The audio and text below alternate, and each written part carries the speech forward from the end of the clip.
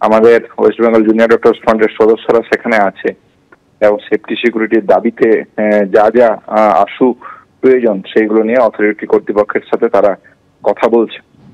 পাশাপাশি যেটা বলার প্রয়োজন সেটা হচ্ছে যে আমরা পশ্চিমবাংলা, সারা পশ্চিমবাংলা জুড়েই সেফটি সিকিউরিটি নিয়ে আমরা সুনির্দিষ্ট পরিকল্পনার কথা বলেছিলাম।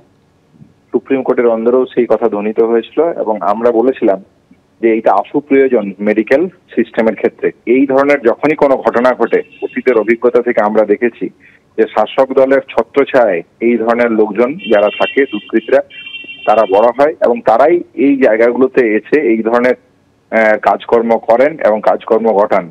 ফলে এই ছত্রছায়া থেকে বেরিয়ে আইন প্রয়োগ করা, আইনের শাসন প্রয়োগ করা প্রয়োজন বলে আমি মনে করি।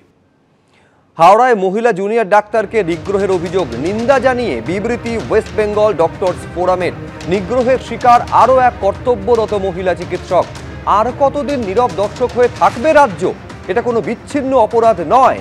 সরকারি হাসপাতালের কোনো নিরাপত্তা নেই। রাজ্য সরকার এবং পুলিশ ব্যর্থ।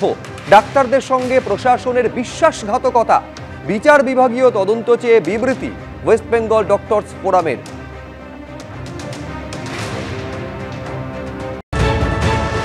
একবার প্রমাণিত হলো যে এই রাজ্যে মহিলারা সুরক্ষিত নন এবং যখন আরজিকর কাণ্ড ঘটেছিল তারপরে রাজ্য সরকারের তরফ থেকে অনেকগুলো নির্দেশাবলী দেওয়া হয়েছিল। বলা হয়েছিল যে এই সমস্ত সুরক্ষার বিষয়ে বিভিন্ন রকমের সিদ্ধান্ত নেওয়া হবে, জুনিয়র ডাক্তারদের সুরক্ষার বিষয়টি বিশেষ করে দেখা হবে। কিন্তু আদপে গ্রাউন্ড লেভেলে অর্থাৎ জমিনি স্তরে কিচ্ছু হয়নি এবং সেটা প্রমাণ করছে যে মমতা বন্দ্যোপাধ্যায় বারবার বা তার প্রশাসন বারবার ললিপপ দিচ্ছেন বাংলার মানুষকে।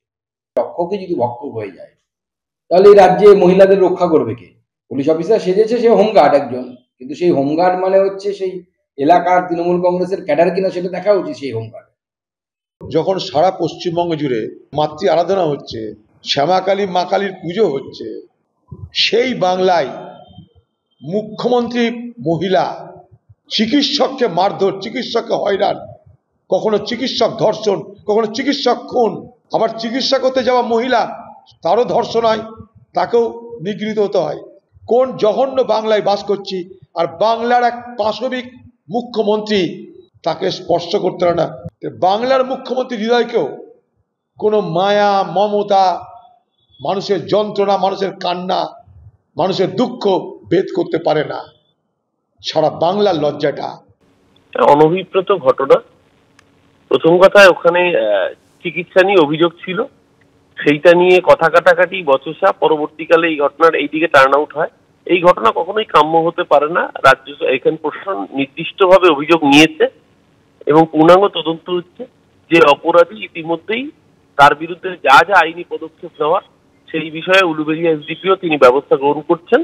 যে কোনো ব্যক্তি, তিনি সরকারি হাসপাতালে কর্মরত কোনো ব্যক্তির সাথে যদি অসৎ আচরণ করেন, গায়ে হাত তোলার মতো ব্যবস্থা করেন, তাহলে তার বিরুদ্ধে আইন অনুযায়ী রাজ্য যে নতুন নিয়ম করেছে, এখানে হাসপাতাল বা চিকিৎসা পরিষেবা সংক্রান্ত জায়গায় সমস্ত নিয়ম জারি করে তার বিরুদ্ধে যা যা প্রয়োজনীয় পদক্ষেপ নেওয়া হবে।